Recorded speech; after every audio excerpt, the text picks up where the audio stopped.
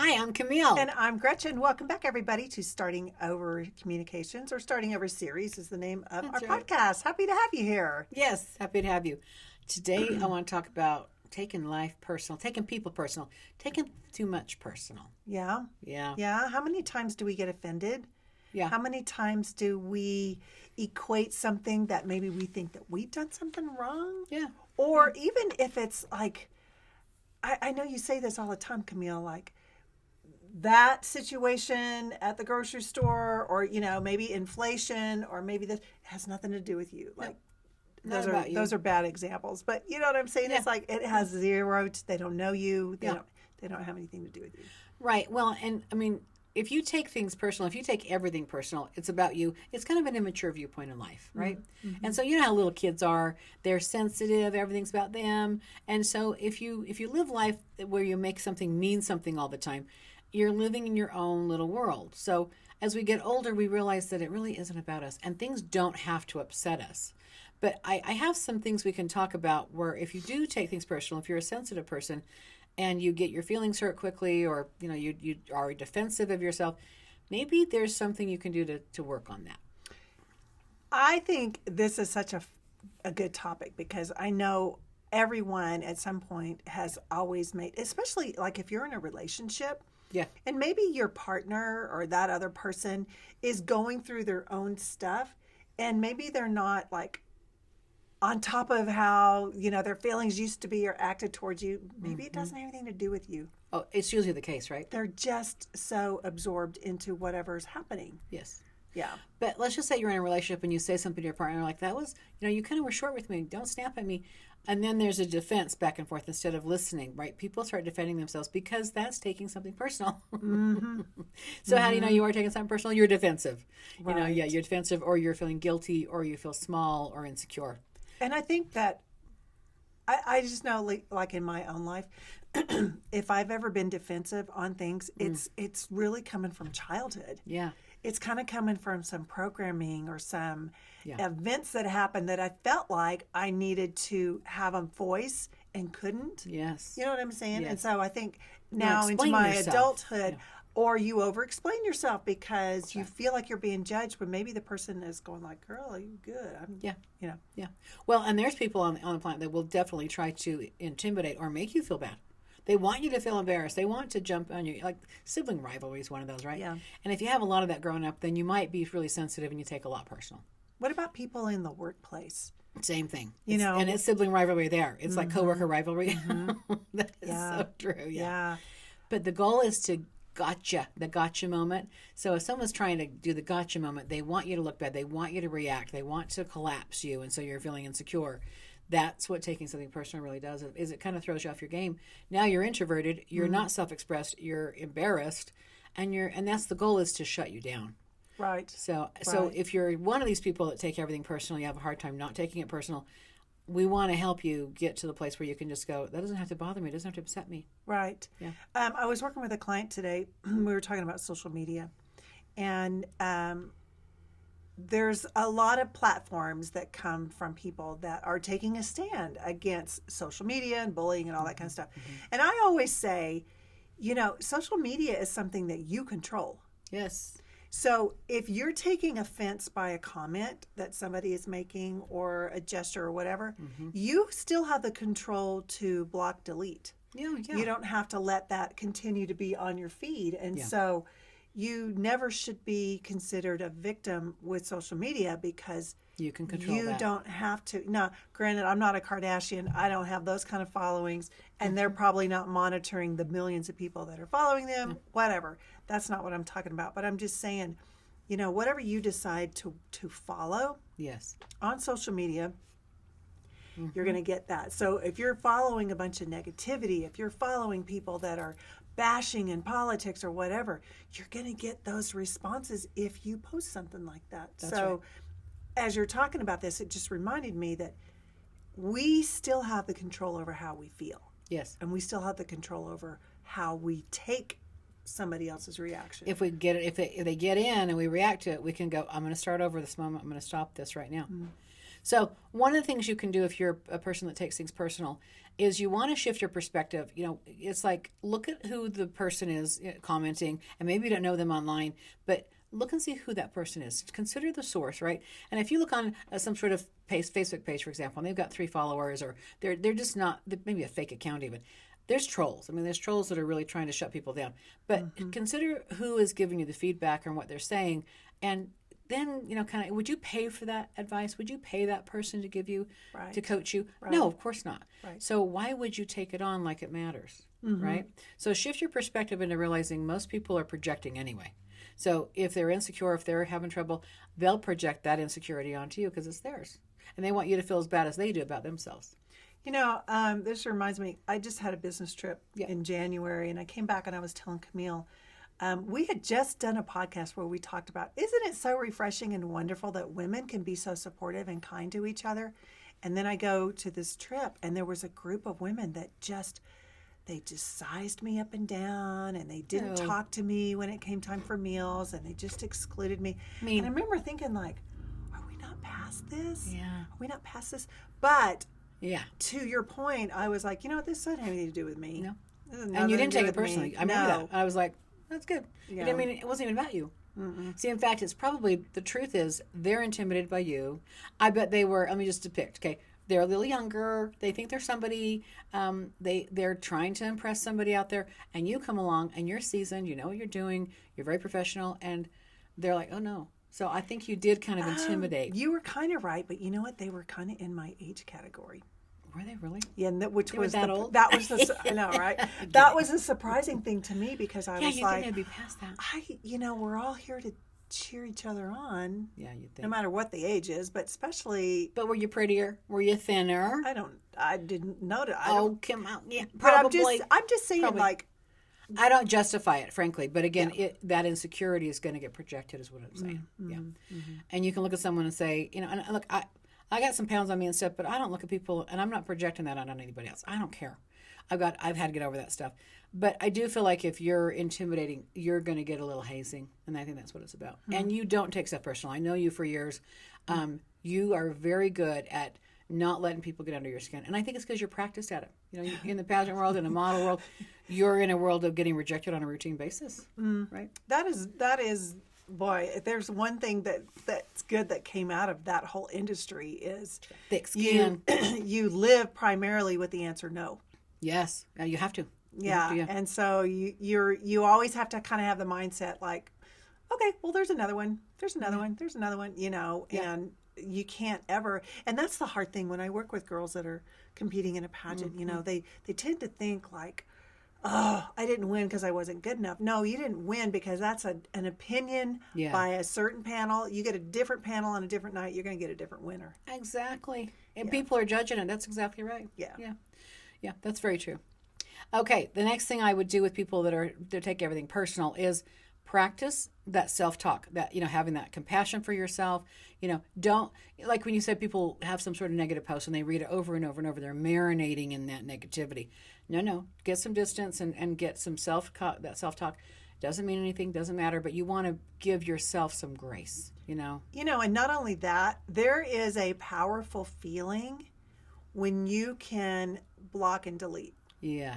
You know what I'm saying? Because you're taking control over your domain, so to say. Yeah. You don't have to let people that are negative. It's like, to me, I'm just like, if they were here in person, I'd be like, shh. Yep. Yeah, you'd walk away. You'd be like, thank you for sharing. Goodbye. You wouldn't take it. You wouldn't put up with it. Yeah. So you want to validate yourself and give yourself some grace and some feedback, and then get away from that negativity. Another thing you can do is you want to realize you got to toughen up. You got to get thicker skin, because if you're going to be a leader in life, if you're going to be anybody in life, you're going to have haters. Mentors will always tell people, if you're not making anybody upset, you're not doing much in life. So you're going to have people that aren't going to love and like what you do. In fact, if you're doing great things, you're going to have a lot more haters. So that right there, you have to expect. Yay! Are you excited, everybody? Well, I'm sorry you have to expect it. I'll tell you what I've done with some clients, though, that's been very effective. And I did this with myself, with my mentor a long time ago. I gave a list to my mentor of things that if anybody said to me, I would just, oh my gosh, crush, crumble. Mm-hmm. And so, you're this or you're that. So I have people, okay, make a list of anything that if anybody said to you, it would collapse you and make you just feel like, I just want to crawl in a hole. That's the thing that has power over you. And you got to, if you want to be a powerful person in life, what's inspiring is it's just words. I mean, it's literally just words. And it doesn't have to make you collapse inside of yourself. It doesn't have to deflate you. Right. But you got to know what someone could say to you that could bring up that part of you out. And there's your work. So that to me is positive, because if you're getting triggered and if that's hurting you, you know exactly where your work is. You know where you're challenged. So words don't have to hurt you. They're just words. Yeah. You know? And most of the time it's just an opinion. Yeah. And that's really where you got to get to the place where you're like, thanks for sharing. That's great. I don't care about your opinion. Right. Meaning, doesn't mean you don't care about them, but even with people that are close to me, at times when they have offered their opinions that I didn't ask for, or it doesn't set with me, to me, I'm just like, well, it's okay. Yeah. It's not changing how I think or feel or what I'm doing, you know. But I think that when you can get to a place that you know yourself so well, and again, this goes back to that scale that we were talking about with the alignment. You know, the reason why we have negative feelings is because it's a warning and an indicator we're out of alignment. Yes. It doesn't mean we're the victim and this is terrible. It means, okay, what do we need to do? Because we're the only ones affected. What do we need to do to get back into that alignment of the true who we are? Yeah. And if you're letting people or situations or conversations keep you like this, keep you off balance, like you're talking about, that's their win, not yours. That's right. Well, and then you lose your power. But what she's talking about too is you need to know who you are. So that's where you have to grow in your identity, be willing to be tough, and protect yourself. If someone's talking that to your child or something, wouldn't you defend? Wouldn't you protect? Oh, and the last thing you want them to think is that they're right and they're wrong. Again, it doesn't have to mean anything. That person's opinion is not your opinion. And you must know yourself, and you need to know your own worth.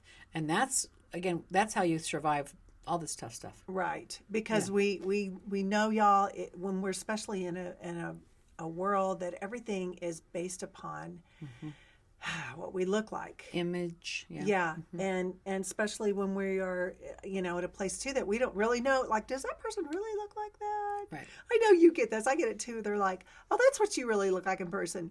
And then I always love when they say, and you look the same. I'm like, well, thank you, I because appreciate that. that's what we're trying to do here. I've heard you're prettier in person, so I like hearing that. That makes me feel see, and I've heard you look better on TV, and I go, oh, okay, thanks for that's sharing. okay, I didn't know. Thanks for that's sharing. okay, it just rolled right off. Yeah. You know what I'm saying? But even when you hear people that they're just waiting, yes, they're just waiting for someone to give them that approval. Yeah. Okay. Oh, here's gosh, a classic, I never leave the house. Here's the classic example of women. They go get their hair done, and their significant other never even notices. You know, ladies, go do it for yourself. Yeah. When you do it for yourself and you get that confidence that Camille's talking about, that's what's going to be noticed. That's right. It's not because the hair. I'm sorry. That's right. Hair is hair, y'all. I lost my hair. Hair is hair. And it's a topic for about 2 seconds, and then that's it. That's right. Well, and again, you've got to be your own best friend. You've got to be your own advocate, and you don't want to let the world run you over. So another thing you could do is set boundaries. Like some people have toxic family members, and even at holidays and stuff, it's difficult to be home because the hazing begins or the big brother is beating up on the little. So I say, have your own transportation. If you've had a gutful, you can peace out. You can leave, but put yourself first and set that boundary. You may want to say to that sibling, quit talking about that. You're not going to do that anymore. They don't care. That's not going to make a difference. Right. You can take action, and walking out the room or leaving the house or just leave it. That's going to set a boundary. But you have to, again, take care of yourself and your own needs. So at some point they'll get it or they don't. And some of these relationships, if people don't support you, need to end. Yeah. Yeah. And I think in a situation like that, you kind of need to have a game plan before you get there. Yes. You kind of need to know, like, hey, what's my gut feel? Yeah. How much do I want to listen to and be okay with it? Yeah. If you've had 20 minutes and you crap. it's okay. Either go in the next room or go home. Yeah, that's right. Because your space, your sacred circle, you're in charge of it. Yeah. Nobody else is allowed to come in there unless you let them. Yeah. And I think these kind of people are baiters. I mean, you got people that bait you for a reaction. The goal is to get a reaction out of you. Mm-hmm. And if you're around those kind of people, that's toxic and you don't want to be around that unless you can handle it, right? And look, you want to develop a muscle for that so that if someone is baiting you, trying to get a reaction, you just don't give them that satisfaction. There's so much power in that. Yeah. Because then all of a sudden you realize, wait a second, I know my worth. Yeah. I was just talking with somebody who's quite a bit younger than I am, but she and I were talking, and there was another situation where there was somebody that was really trying to bait her and was just really being kind of toxic. Accusatory. Yeah, and this particular person was like, I recognized it and it didn't offend me. Because I just knew, I knew what that behavior was. And that's kind of what you get to, what you're talking about is when you don't make things personal, then you realize whatever the words or the behavior that is coming out of that person's mouth isn't directed at you. That's right. It's not about you. It says more about them than you. But what you have control over, and the only thing you have control over, is how you're going to respond or not. Right. And how you're going to allow that to impact you or not. And the truth is you have a choice. Whether it's a half a second before you react, you go, I don't have to let this get to me. Right. The goal is that it gets to me. That's what and when you see that, when I see that with someone deliberately baiting or deliberately trying to get under my skin, I'm even more emboldened to go, oh, thanks for sharing. And just it's like, oh, here we go. And I don't give them the satisfaction. Pet 'em. I'm like, oh, Bless your heart. So cute. Yeah, exactly. And then there's times when I might assume that it's the worst case scenario. So what I've done is, even if someone's rude or something, I'm like, did you mean to say like something? I will clarify. I will have them repeat themselves or clarify.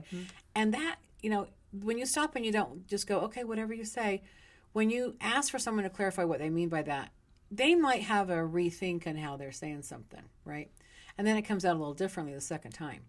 But don't be afraid to make people clarify what they mean. Yeah. And that's another form of taking care of yourself. Yep, that's right. Don't assume. And it's not like we're saying, y'all, it's not like we're saying be on the defense. It's just knowing Advocate. Well, okay, let's have a mature conversation, and I want to make sure I understand how you feel. Or I want to make sure I understand what are you trying to say. Exactly. Because there's nothing more frustrating than people reading you differently. Yeah. And then the conversation stops, and you're like, that's not. I don't feel finished because that's not what was happening. No. Yeah. What else So do you have? clarify. Well, and then the other thing is, if you find yourself getting that anxiety that you get when you're nervous and someone's going to make you feel bad, slow down. Just say to yourself, slow down, and really choose your mood in that moment. What do you want to feel right now? You're very good at this. You kind of take control over yourself, and you choose what you want to feel and how you want to respond. So you want to have that positive self-talk, but slow down, and then just start having empathy for them maybe, but just don't take that bait. Do not react. The second you react, they got you. They do, and it's such a game. It's such a game. But here's the fun thing that you can do. You can become your best actress self. So the art of looking at somebody, nodding your head, acting like you're listening, maybe making some but you're somewhere, planting a garden in your backyard, or you're shopping at the new Nordstrom's, or you're wherever. I mean, you can literally take your mind somewhere else. That's the one thing they don't have the power over is your mind. That's right. You do, you That's know? right. And so when you're in that situation, just say to yourself, okay, this is where I get to be the actress. That's right. And then all of a sudden it just starts rolling off of you, and they're going to get the hint okay, this is uncomfortable because I don't feel like I'm being heard. Well, and it's not working. They might double down or triple down. You don't need. In fact, if they do, you kind of know. Oh, it's I'm getting to them. It's working. And not that we're trying to play a game, but you don't want to have somebody deflate you, and then you're left so personalized and so wounded. And I think honestly, the most important thing to remember is you can let them be who they're going to be. The minute you resist what they're saying, now you're in reaction mode. Just let them. Surrender. They're going to do whatever they're going to do. They're going to say whatever they're going to say. You can't stop them anyway. Right. So just remember, all you have control over is how you decide. And then try and find some humor in it. Try and find something funny, Just try and switch the gear so you make something fun out of it. Right. And then discern, what the truth is they're saying. They maybe have some valid points, right? And a lot of times it's the tone and the delivery and how it lands on people, right? Yeah. And that's why you want to clarify. But if someone is trying to embarrass you, would you say that again? Would you repeat that?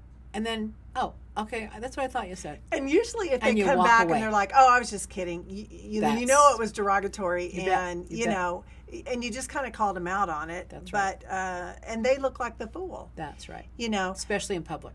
Yeah. Yes, yes. And most of the time, I think that people point things out in public. It's because they do want to diminish you. They do want you to 100%. feel that way. But again, when you resist that and you don't give in to it, you actually look the better person. Y'all, we're not telling you anything you don't know. No. You look the better person because it's almost like, okay, well, that person just kind of, they made a fool out of themselves. And they didn't get to me, and I didn't personalize it, and I'm not gonna. Yeah. That gives you power. You can be in any space in the world if words can't hurt you. That's the most. Yeah. That's the most empowering place to be. Yeah, absolutely. We appreciate you guys being here. Starting Over Communications is the name of our website. So if you want to get a hold of us, you can go on there. You can book some time.